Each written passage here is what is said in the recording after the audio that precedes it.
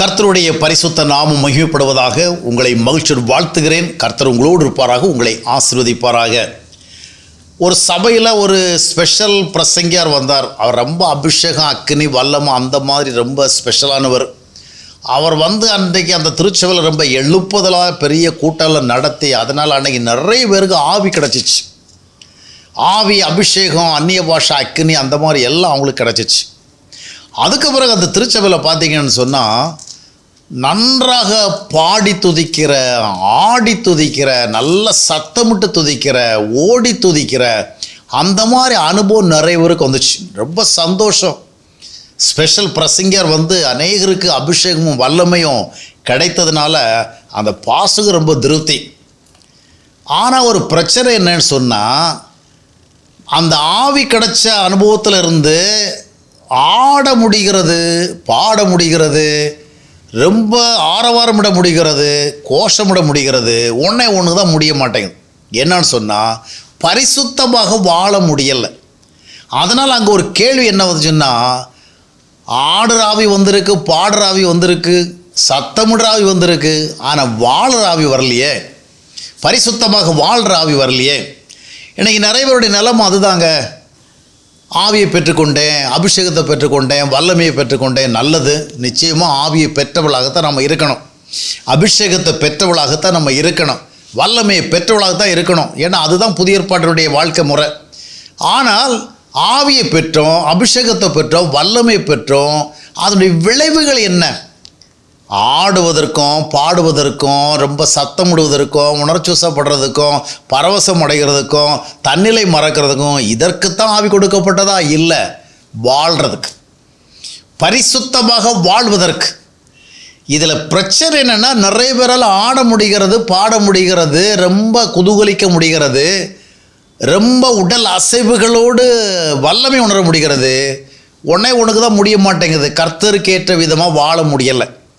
பொறுமை வரமாட்டேங்குது, தாழ்மை வரமாட்டேங்குது, பண ஆசை, பொருளாசை போக மாட்டேங்குது, யார் மேலாவது கசப்பு, கோபம், எரிச்சல் வந்தால் விலக மாட்டேங்குது. உலகத்தினுடைய நாகரிகம், ஆடம்பரம் எதையும் எதிர்க்க முடியலை. ஆனால் இவை எல்லாவற்றுக்கும் மத்தியில் அபிஷேகம் இருக்குது, அக்னி இருக்குது, வல்லமை இருக்குது. ஆனால் என்ன இருந்தாலும் இருக்க வேண்டியது இல்லையே. காரணம் என்னன்னு சொன்னால், இன்றைக்கி திருச்சபைகளில் பல கூடுகைகளில் ஆராதனை நடத்துகிறவர்கள், பாஸ்டர்கள் நம்மை ஆட வைக்க முடியும், நம்மை பாட வைக்க முடியும், நம்ம ரொம்ப சத்தமிட வைக்க முடியும், ஆரவாரம் போட வைக்க முடியும், ரொம்ப ஒரு ஆனந்த பரவசமடைவது போன்ற உணர்வை அடைய வைக்க முடியும். அவரால் முடியாது என்ன தெரியுமா? நம்மை பரிசுத்தமாக வாழ வைக்கிறது. அதற்கு தான் பரிசுத்த ஆவி வேணும். எனவே நமக்குள்ள இருக்கிற ஆவியை நம்ம சோதித்து பார்க்கணும். எனக்கு ஆட வருகிறது, பாட வருகிறது, ஆனந்தத்தோடு உற்சாகமடைய வருகிறது, உணர்ச்சி வசப்பட்டு பல விதமான ஒரு சந்தோஷமாக ஃபீல் பண்ண முடிகிறது. ஆனால் ஆண்டவர் சொன்னபடி வாழ முடியலையே, பாவத்தை எதிர்த்து இருக்க முடியலையே, நல்ல குணங்களை வெளிப்படுத்த முடியலையே, மற்றவர்களோடு நல்லுறவோடு இருக்க முடியலையே, எளிதாக கோபம் வருது, எளிதாக வெறுப்பு வருது, வந்தால் போக மாட்டேங்குதே. அப்போ அதை நினைக்கணும். கர்த்தரிடத்தில் நம்மை உண்மையாக ஒப்பு கொடுத்து வேதாகவும் கூறுகின்ற விதமான பரிசுத்தாவியை கர்த்தராகிய இயேசு கிறிஸ்துவை நமக்குள் ஏற்றுக்கொள்வதன் மூலமாக பெற்றுக்கொண்டு அந்த ஆவியில் நம்ம உள்ளான ஆத்துமாவில் வளரணும், அந்த ஆவியினுடைய ஐக்கியத்தில் வளரணும். பரிசுத்தாவி கொடுக்கப்படுகிறவருடைய நோக்கம் என்னென்னா, அவருடைய அல்டிமேட் பர்பஸ் என்னன்னு சொன்னால், நாம் கர்த்தருக்கு சாட்சிகளாக வரணும், ஆவியின் கனிகளை கொடுக்கணும். அந்த மாதிரி விளைவு ஏற்படலாம். நம்ம இடத்துல இருக்கிற ஆவியை சோதித்து பார்க்கணும். இது என்ன ஆவி இருந்துக்கிட்டு இருக்குது? நல்லா பாட வைக்குது, ஆட வைக்குது, ரொம்ப சந்தோஷப்பட வைக்குது, வெளிப்பாடெல்லாம் பெற வைக்குது, தீர்க்க தரிசனங்களும் சொல்ல வைக்குது. ஆனால் ஆண்டவர் சொன்னபடி ஏன் பரிசுத்தம் வாழ வைக்கலை?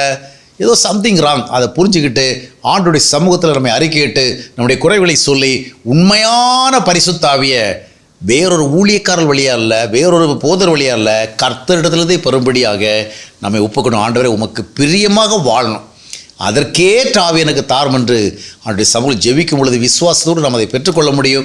பரிசுத்தமாக வாழ்ந்து கர்த்தருடைய நாமத்தை மகிமைப்படுத்த முடியும்.